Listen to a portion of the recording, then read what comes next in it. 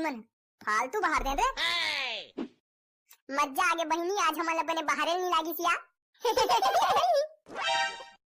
अरे लड़का लोग, आज फिर चिल्ला रहे हो तुम लोग? चुपचाप नहीं बैठ सकते क्या? खाली काव काव करते रहते हो। क्लासरूम जैसे नहीं लगता है, खाली मछली बाजार जैसे लगते रहता है। एक आध दिन सब लोगों को कुकरी बनाऊंगी तब समझ में आएगा। भौजी लेकिन हमन तो टूरा जाता हन, हमन कुकरी नहीं बन सकन। भले कुकरा बन जाबो। कैसे रे? हाव हमन तूतरी नहीं बनन, भले तूतरा बन दबो। अरे गुड्डू, जबान संभाल के बात कर। मैं कुकरी बोला हूँ, कुतरी नहीं। हाँ मैडम हाँ, महू आज तूतरी ते हो, तूतरी नहीं ते हो। अरे गुड्डू, इसका साउंड सिस्टम ठीक नहीं है क्या? आवाज सही से नहीं आ रहा है। हाँ भौजी, एक साउंड सिस्टम बचपने खराब है। हाँ, इसीलिए मेरे समझ में नहीं आ रहा था वो क्या गोठिया रहा था तो। अरे लड़का, आज तुम नवा दिख रहे हो, काली क्यों नहीं आए थे?